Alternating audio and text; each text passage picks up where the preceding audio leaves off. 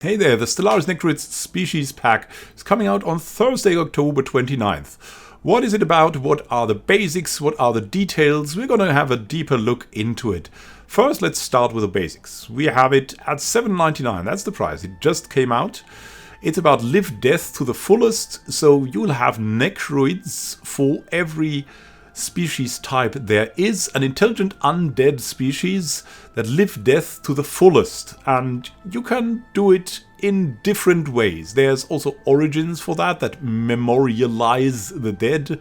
There's people that can sacrifice people for creating undead armies, and there's some of them that will take other species and dismantle them and build them into their own for more pop growth. So, what does living death to the fullest mean here? An intelligent undead species that live death to the fullest will allow players to form empires that thrive where others might perish, and perish that others might thrive. The Necroids Species Pack features a new selection of portraits, civics, ship sets and other cosmetics for players who don't fear the afterlife, and a unique necrophage origin with new civics. It is buffered up by the 2.8 patch, which has a lot of bug fixes for veteran players of the game that will really welcome these for especially the late game. So, the necrophage origin, for example, that's one of the hallmarks of the expansion, offers players a powerful primary species which consumes others within its grasp, blurring the line between cult and empire with 3 unique civics. New cosmetic changes will reincarnate playthroughs of Stellaris for long-time players, while also bringing new life to killer empires. So you don't only kill, you recycle now. So what is the main features? You can see the necrophage origin, 3 new civics. The death cult enables powerful edicts, which require the sacrificing of pops, and which will give your empire a temporary bonus for that. And there's even a job for the people that get sacrificed. Then we have reanimated armies, allows the deployment of morality immune undead armies, and they themselves do very high moral damage because they are so terrible. Then we have the memorials, erect monuments to the galaxy's past, improving planetary stability and honoring tomb worlds. We have 16 new portraits, 15 organic, 1 robotic, a new ship set, a new advisor voice over, a new city set and diplomacy room. New name lists as well, and new buildings and building appearances. Yeah, buildings are included there. So let's see what the system requirements are. They have gone up a bit, but they're still okay. So you can have a roughly 10-year-old processor with the i5 3570K, or with AMD you need a little bit of newer processor, the Ryzen 5 2400G. You need at least an NVIDIA GTX 560 Ti. With a Mac you need kind of a newer processor with the i5 4670 or i5 4000 and the NVIDIA GeForce GTX 780M or 750M. So let's start with some ships from the dev diaries. As you can see, they did a lot of experiments with the ship designs, and finally they settled on something like this, which further developed and got worked into detail in all of these things until it resembled a powerful and dangerous space insect out there to kill someone with its pincers. And they added then, after they had the dreadful appearance, an eerie green glow that looks like sickness and plague to it. In full, we have a total number of infinite assets and very nice pictures for the new space stations, and of course for the new ships.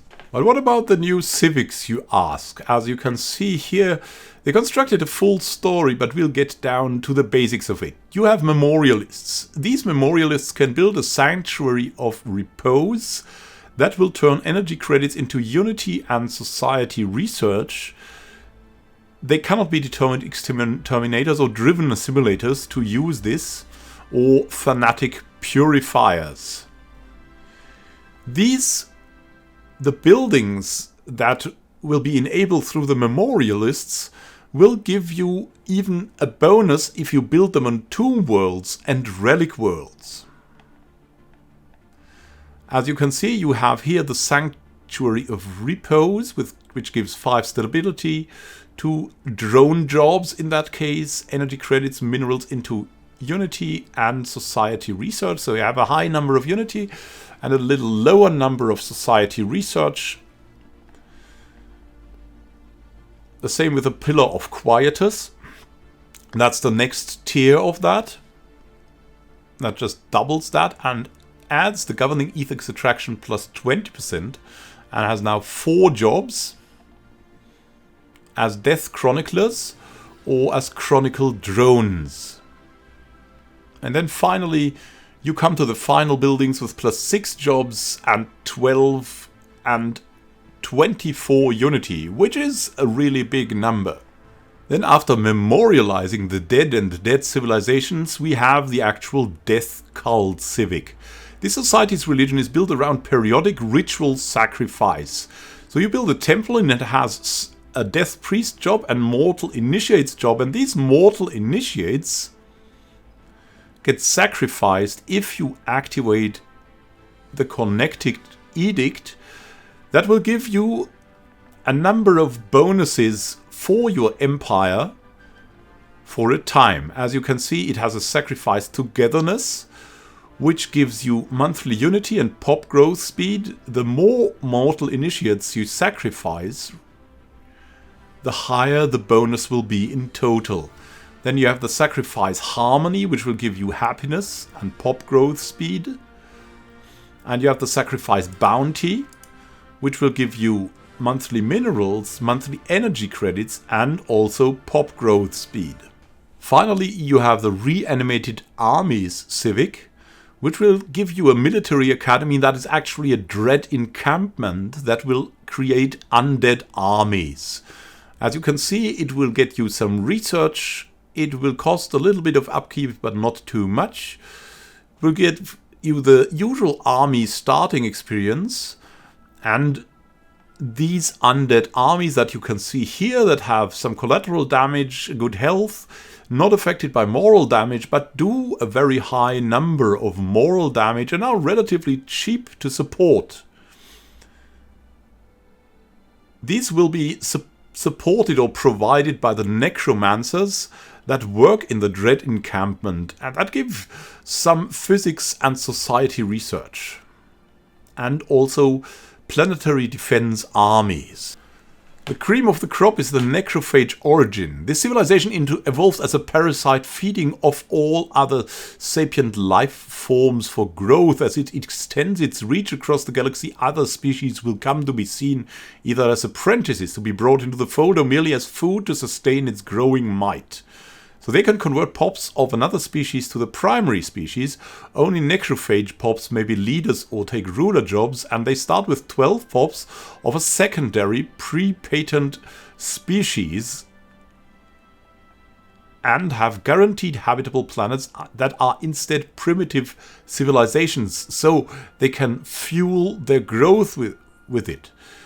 There's a lot of requirements to that origin: to not have Gestalt consciousness, not xenophile or fanatic xenophile, not fanatic egalitarian, not the death cult, and not the corporate death cult. Yeah, the death cult also works in mega corporation environments. Here you can see what the necrophage origin does on the population level. It increases the leader lifespan by 80 years. Ruler pop resource output increased by 5%. The same goes with the specialist pop resource output. Worker resource output goes down by 10%. The pop growth speed goes down by a whopping 75%. The pop food upkeep is only 50% of normal, and the pop mineral upkeep, if you're playing a Lither War, is the same.